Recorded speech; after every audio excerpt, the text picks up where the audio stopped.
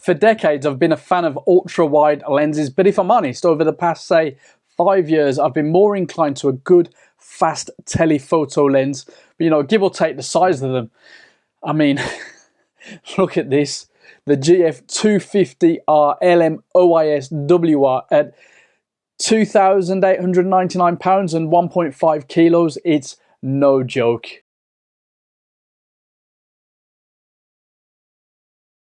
This actual beast of a lens gives 198mm full frame equivalent, 12.5 degrees angle of view.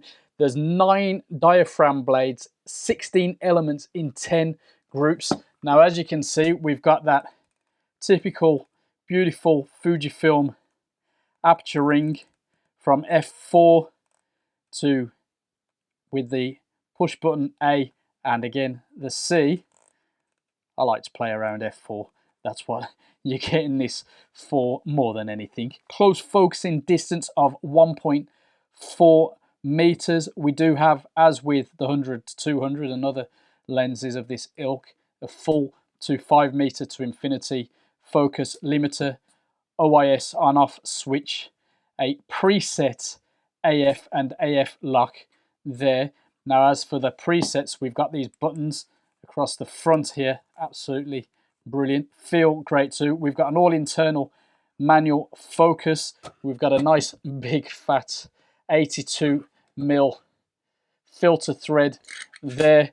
We have this massive lens hood that I couldn't fit the whole thing in without adjusting my studio setup, which I've already done for this lens, and I should have done a little bit more, but hey, that is a nice big fat thing. The lens, of course, is weather resistant, weighs a serious 1,425 grams, absolute beast of a thing. You're not going to be taking this one lightly. Let's see how we get on.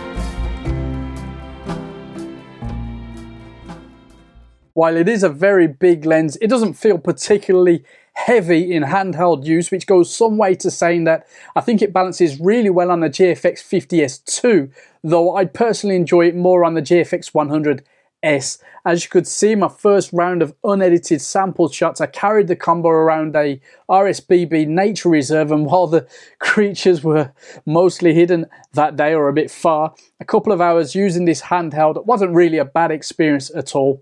With something this big, the OIS really comes into play, and you can get some very sharp shots at low shutter speeds if need be.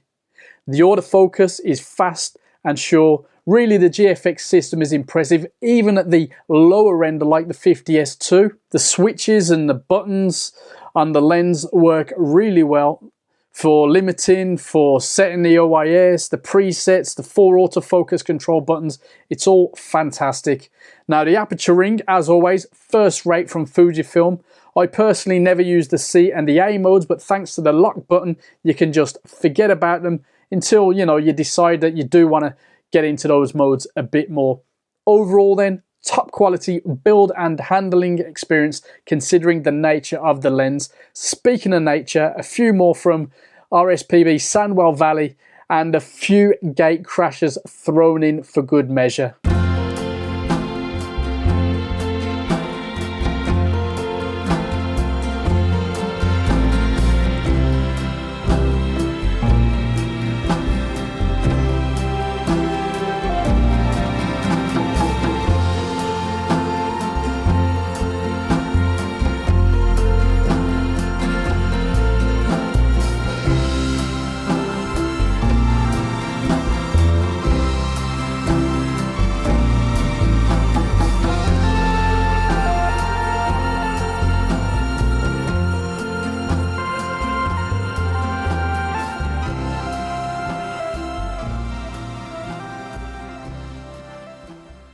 Now, it's said that this is the sharpest lens in the GF system, and it's not hard to see why people believe that. As with all GF lenses, the contrast and the sharpness from this lens is really hard to fault. Those that come direct from Fujifilm, that is, of course. Now, while the lens is super sharp across the frame, pretty much from wide open, it doesn't detract from the subject at all. There's plenty of contrast to play with, and it renders the colours really well. I've not seen any issues with distortion, maybe a little bit of fall off.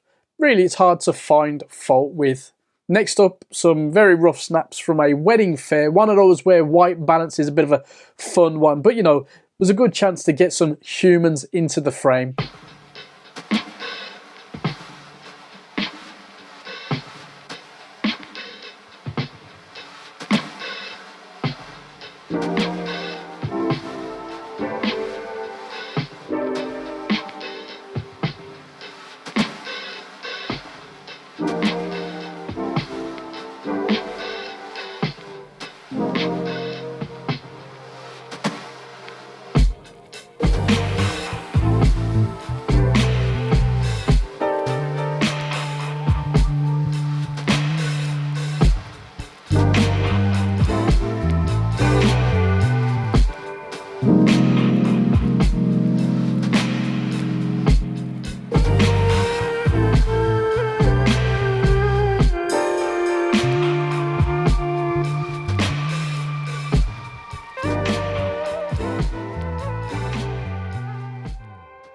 Vignetting is present wide open, but it's barely noticeable, and it soon goes away completely once you stop down.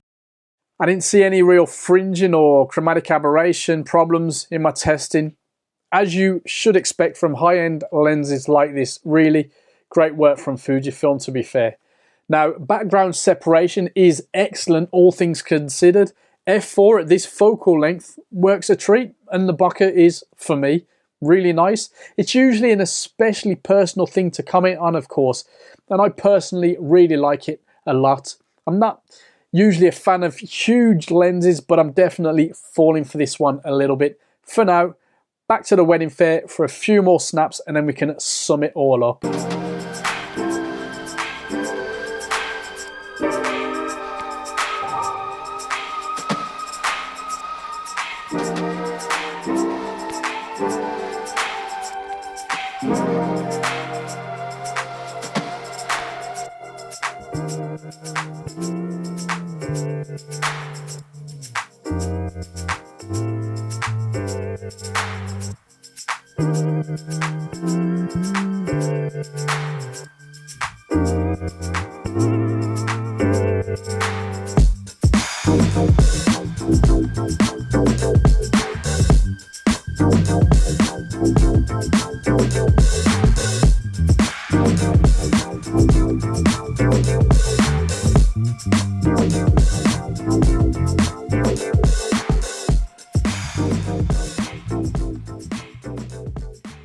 2,899 pounds. This is a serious bit of kit, and I really like it, as you would have guessed. You can use the 1.4 times teleconverter to basically get a 300mm f5.6, but I haven't had an opportunity to give that a try yet. To be fair, at the nature reserve, I really wished I had more reach, as the usual birds and creatures that live there just weren't out that day or close enough, so that would have been cool. Of course, you've got amazing cropping power with this setup, but that's not the point when I'm testing stuff.